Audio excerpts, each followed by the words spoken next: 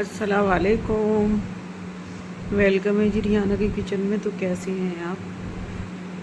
तो जी ये आज का मेरा व्लॉग शुरू होता है। ये क्या बताऊं आपको कि मेरी 3-4 दिन से तबीयत बड़ी नासाज हो रही थी, तबीयत ख़राब है और व्लॉग नहीं बन पा रहा था, इसलिए कि खाना ही नहीं बना रही थी कुछ, तो व्लॉग कहाँ से बनता। और परवीन अपना डस्टिंग का काम, सफाई का काम करती है और खाना मैं बनाती हूँ। तो जब खाना नहीं बना तो व्लॉग कहाँ से बनेगा, और जब तक रेसिपी ना हो तो जब तक बेकार व्लॉग ही नहीं लगता। तो कुछ क्लिपें मैंने तलाश की तो कुछ क्लिप मिल गई मुझे कलिया शरीफ की, यानी कि हमारे जिला हरिद्वार के घर की। तो यहाँ से जाओ तो वहाँ पे डस्टिंग करनी पड़ती है, वहाँ से आओ तो यहाँ डस्टिंग करनी पड़ती है। तो ये वहाँ के 2-3 क्लिप मेरे पास पड़े हुए थे, तो मैंने कहा चलो आप तक तो व्लॉग भेजना ही है। तो कई दिन हो जाते हैं तो यूट्यूब भी बस व्लॉग को, हमारे यूट्यूब को डाउन ही कर देता है। यूट्यूब को भी रोज़ चाहिए व्लॉग, अगर रोज़ ना होगी तो क्या नाम, हमारा यूट्यूब डाउन हो जाता है फिर। तो तबीयत ख़राब की वजह से मेरा व्लॉग जो था बस वही डाल रही थी, जोड़ तोड़ करके वही डाल रही थी, इस वजह से कि खाना नहीं बन रहा था तो व्लॉग नहीं बन रहा था।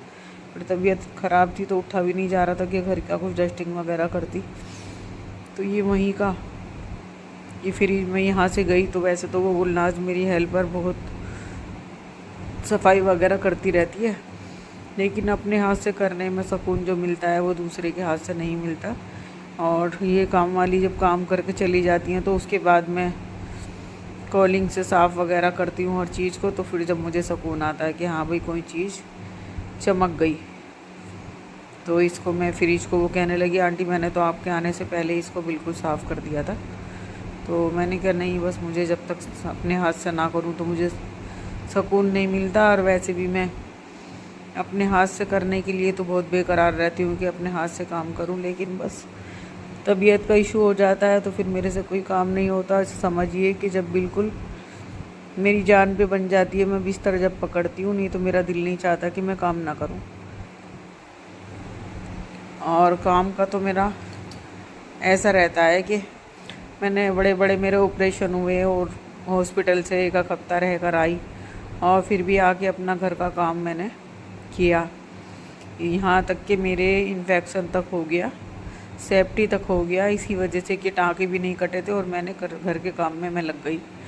तो बस मेरे हस्बैंड कहती हैं तुम्हारे दिमाग के अंदर तो सफाई का कीड़ा है और ये कीड़ा तुम्हारा जाता ही नहीं है। मैंने कहा ये जब पैदाइश कीड़ा है तो कहाँ से जाएगा, ये शुरू से ही है। तो जब मेरी शादी हो के मैं अपने हस्बैंड के घर आ गई तो मेरी अम्मी किचन को देख के, बर्तनों को देख के ये कहती थी कि मेरी बेटी क्या गई, मेरी घर की रौनक चली गई और बड़े घर को चमका के रखती थी। तो ये है ना कि स्टील है, अगर हम इसको साफ़ से ना धोएंगे तो उसके ऊपर ना पानी ऐसा कैसे रहेगा, यानी कि धब्बे से पड़ जाएंगे पानी जहाँ जहाँ पे रहेगा। तो अगर हमारी सही करके कब बर्तनों की वॉश नहीं होंगे और हम किसी साबुन से या सरफ से बर्तन नहीं धोएंगे अच्छी तरह से, तो वो जो पानी के छींटे रहते हैं ना, वो वहीं पे निशान पड़ जाते हैं उसके, जो मुझे अच्छे नहीं लगते। तो मैं तो बिल्कुल ये समझिए कि बिल्कुल, अब यहाँ पे वो नहीं थी टोकरी, तो मैंने परवीन से कहा कि परवीन तुम धो के लगाना मत बर्तन, और बस तुम धो के रख देना, मैं अपने आप अपने हिसाब से अपनी किचन को सेट करूँगी। तो बस उसने कहा ठीक है मामी, जैसा आप कह रही हो मैं वैसे ही कर दूँगी। तो वो बर्तन धो के रख जाती है और मैं अपने हिसाब से फिर लगा देती हूँ। ऐसे ही वहाँ है कलिया शरीफ में कि वो गुलनाज करके चली जाती है, फिर मैं दरगाह शरीफ से आने के बाद में अपना जो भी जहाँ पे रखना होगा वहाँ पे मैं रखूँगी। तो बस यहाँ से जाके वहाँ पे लग गई और वहाँ से आके यहाँ नहीं लग पाई, इस वजह से कि यहाँ मेरी तबीयत ख़राब है। और जब तक अपना हाथ ना लगे तो जब तक बिल्कुल भी सुकून नहीं मिलता, ना सफाई नज़र आती। तो बस ये समझिए कि कुछ ना कुछ काम बाज़ार का भी, बाहर का भी निकलता रहता है, मार्केट का।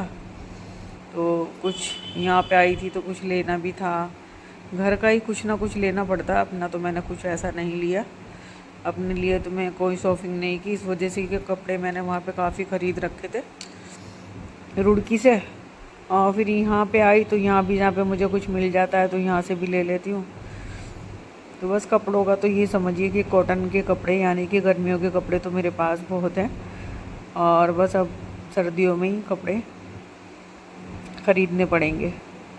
ख़रीदने भी नहीं पड़ने के काफ़ी बने हुए हैं, लेकिन नई नई वैरायटी चलती हैं तो दिल तो चाह नहीं लगता है कपड़ों को। और क्रेज़ इतना होता है लेडीज़ के लिए कि लेडीज़ बस कपड़ा चाहती है आजकल के ज़माने में, कुछ हो या ना हो लेकिन कपड़ा हो।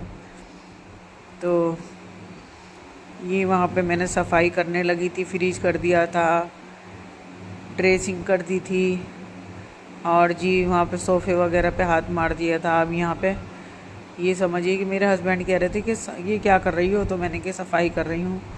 तो कहने लगे ये तो मुझे सब साफ़ नज़र आ रहा है। मैंने कहा मुझे नज़र नहीं आ रहा।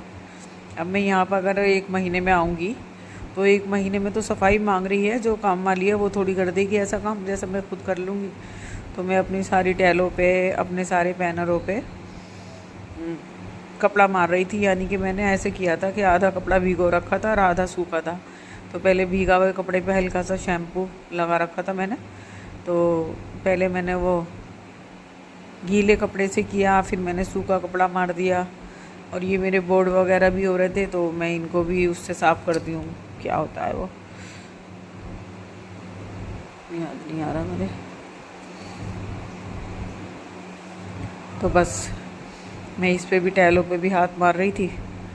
तो यहाँ पे भी बस मैंने यहाँ का तो कर लिया था, बाहर का इतना बड़ा घर नहीं है, छोटा ही है। बस ये है कि टाइम पास है और अल्लाह का शुक्र एहसान है कि अपना घर है, नहीं तो इतना बड़ा नहीं है कि मैं आपको दिखाऊं कि भाई मेरे कई ड्राइंग रूम है, मेरे कमरे वगैरह हैं सबके लिए। नहीं, बस एक कमरा है और एक बाहरी लॉबी है, तो उसी में हमने किचन बना लिया था और ओपन किचन है। और बस ये सब हमारा ऐसा ही है कि बस शहरों के अंदर यहाँ पे क्या होता है, ये मकान जो है ना हमारा बिल्कुल मार्केट के अंदर है।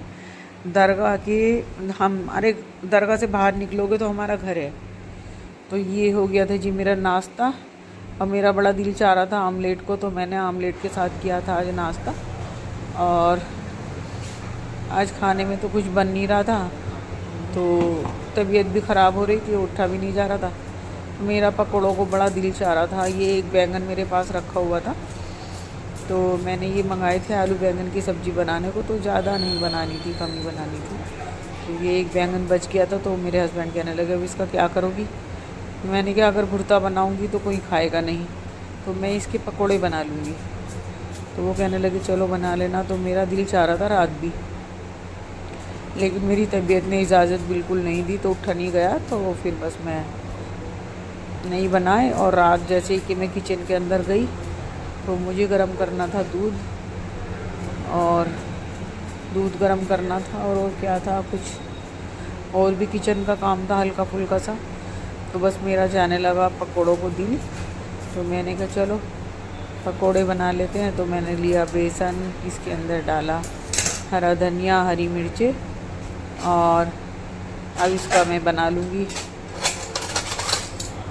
बेसन को फेंट लूँगी, बैटर बना लूँगी इसका। और ये मैंने आलू और प्याज काट ली थी। तो ये आलू मेरे पहाड़ी आलू थे, और मेरे पास एक आलू बड़ा सा था और एक छोटा सा पड़ा हुआ था, आलू भी ख़त्म थे। तो बस मैंने क्या, मैं बनाती हूँ कुछ बैंगन के पकोड़े और कुछ बनाऊँगी प्याज, आलू और हरी मिर्च के पकोड़े। ये चले गए ड्राई मसाले, हल्दी। तो अभी ना मेरा किचन बिल्कुल सेट नहीं हो रहा, कभी यहाँ कभी वहाँ। तो मैं धनिया तलाश कर रही थी, लेकिन धनिया मेरी पहुँच से बहुत दूर था। तो मैंने कहा चलो नहीं डालते। ये चला गया मेरा कुटी हुई मिर्चें, पाउडर वाली मैं नहीं खाती। और इसमें चला जाएगा नमक जायके के मुताबिक।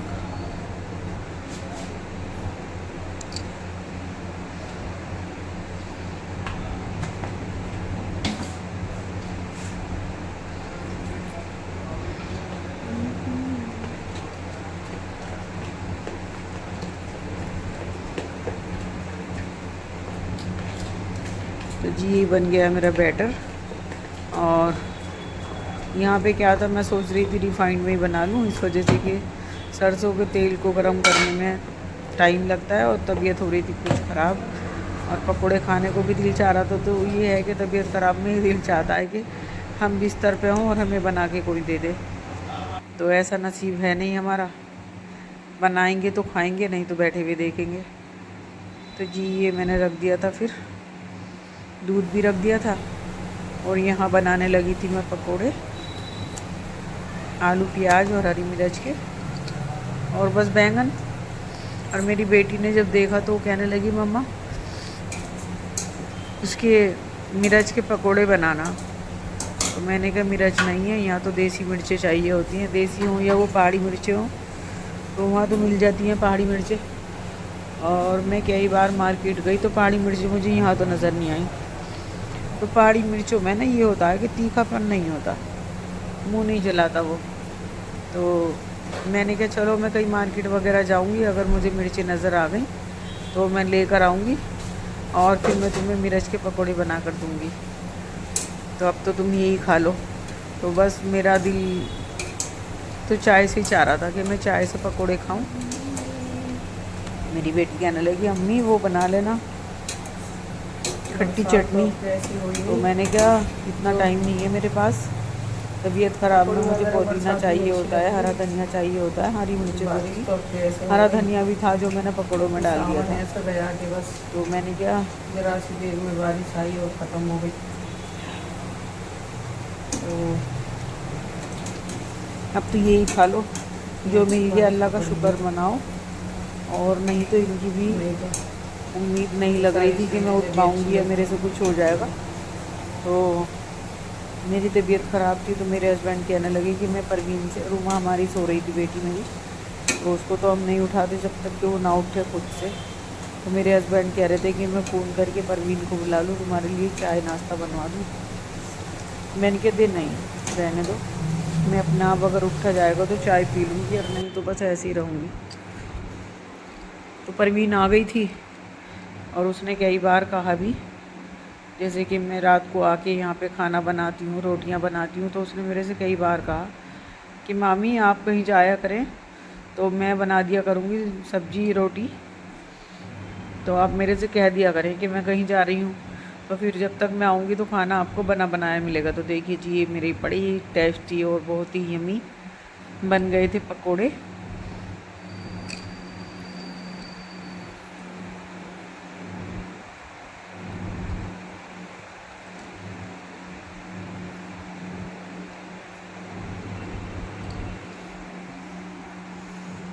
तो मौसम तो चेंज हो गया था हमारे कमरे में। जो मेरी बेटी रात आई तो कहने लगी अम्मी एसी बंद कर दो। मैंने कहा क्यों? कहने लगी मुझे तो ठंड लग रही है और मैंने तो बंद कर रखा है सब कुछ। तो मैंने उससे कहा कि भाई मेरी तो बीचने वाली नहीं है एसी के बगैर, इस वजह से कि गर्मी मुझे बहुत लगती है। तो उसने कहा कि अगर मुझे बैठने दें तो चल बंद कर दें, नहीं तो इसको रहने दें। तो फिर मैंने सोचा चलो ये बैठेगी एक दो घंटा मेरे पास, और नहीं तो ये उठ के चली जाएगी अपने कमरे में। तो फिर मैंने एसी को कर दिया था बंद। और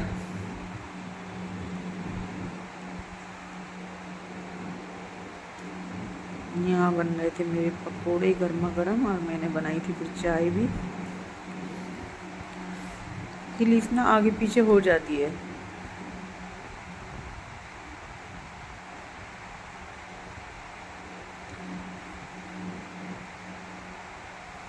आप कहोगे कि पकोड़े पहले आ गए और बना अब रही हो, तो क्लीफ ना आगे पीछे जुड़ जाती है। पहले बना लूँगी मैं बैंगन के पकोड़े, तो फिर ये है ना कि थोड़े देर में नहीं। वैसे तो खैर आलू भी अगर मैंने देखा है, पहले कभी कभी मैं भी कर लिया करती थी कि हल्का सा ना आलू को जोश दे लिया करती थी गर्म पानी करके, और उसमें डाल के थोड़ी देर 5 मिनट, और फिर उसको मैं सुखा दिया करती थी पहले। तो उससे आलू अंदर से ऐसा निकलता था जैसे उबला हुआ आलू निकला है। जैसे कि फिर मैंने देखा कि पकौड़ों में तो कच्चे ही पकौड़ों में जायका है, इस तरह के पकौड़े अच्छे नहीं लगते। तो फिर मैंने इसी तरह से बनाने लगी जिस तरह से मैं बनाती थी। मैंने कहा वो हो जाता है कभी कभी कि कौवा चला हंस की चाल अपनी चाल भूल चला। तो मैं कभी भी अगर किसी की रेसिपी लेती हूँ तो मेरे घर वालों को पता चल जाता है और वो कहते हैं आज तुमने ज़रूर किसी ना किसी का कोई वीडियो देख के बनाया है। तो नहीं तो हमारे यहाँ का खाना तो इस तरह का नहीं होता। मैंने कहा भाई बड़ी पहचान है तुम्हें, बाप बेटियों को बड़ी पहचान रखते हो इस चीज़ की।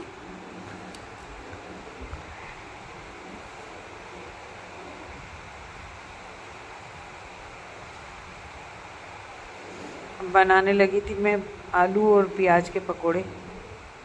हरी मिर्च इसके अंदर बैटर के अंदर मैंने डाली रखी थी काट के, हरा धनिया हरी मिर्ची। तो इसके अंदर अगर थोड़ा चाट मसाला डल जाता और थोड़ा डल जाता क्रश करके सूखा धनिया साबुत वाला, तो वो मेरे पास था लेकिन वो मेरी पहुंच से दूर था और इतनी मेरी हिम्मत नहीं हो रही थी कि मैं सामान जो है ना, जैसे ग्रॉसरी का सामान आया कुछ, तो मैंने कि कभी यहाँ कभी वहाँ, तो मैंने वो डब्बों के अंदर नहीं भरा और वो इसी तरह से रखा हुआ है।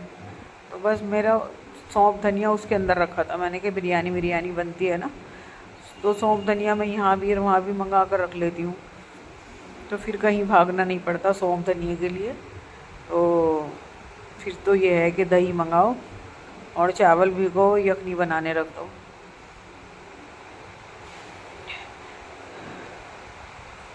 देखिए जी ये बन गए मेरे पकोड़े और आज की रेसिपी बस मेरी यही है, मैं खाना वगैरह तो कुछ नहीं बना रही। तो ये बन गए मेरे पकोड़े और मैं इसको खाऊंगी चाय से। और ये काट रही थी मैं सेब, और इसको क्या कहते हैं, नाशपाती तो नहीं है, ये होते हैं नाके। तो ये अब नाके बहुत आ रहे हैं ठेले भर भर के मार्केट में है। और इससे पहले हमारे पास थे बब्बू बो से, तो वो ख़त्म हो गए थे। तो ये नाशपाती भी नहीं, एक नाके थे ये हरे हरे, तो यही ज़्यादा मार्केट के अंदर उतरे हुए थे। तो बस फिर मैंने हस्बैंड को तो कुछ ना कुछ देना ही पड़ता है। जब से उनकी तबीयत ख़राब थी, तो पहले वो बड़े चोर थे, यानी कि फल वगैरह कुछ नहीं खाते थे, अगर हम खाते थे तो वो नहीं खाते थे। तो अब जब से डॉक्टर ने कहा कि उनके पेट में कब्ज़ रहने लगा, तो उन्हें कब्ज़ की परेशानी हो गई, तो फिर उन्होंने कहा कि आप जो है ना थोड़े फ्रूट लिया करें, जिससे कि आपके पेट का कब्ज़ दूर होगा। तो फिर मैंने क्या करती हूँ कि मैं हस्बैंड बैठक में बैठे रहते हैं, तो मैं काट के रख देती हूँ और फिर जैसे ही वो आएंगे तो मैं उनके सामने ला दूँगी। मैंने कि लोग खाते रहो थोड़ा थोड़ा करके। तो ये ख़राब नहीं था, ऐसे ही दाग लगा हुआ ऐसे ही था, ज़्यादा पक गया था, ख़राब नहीं था ये। तो एक बब्बू बोसा पड़ा था, मैंने वो देखा तो वो ख़राब सा हो गया था। मैंने जितना उसमें से निकला वो निकाला और मैंने वो भी काट लिया, सेब काट लिया। सेब भी बहुत आजकल मार्केट में आया हुआ है।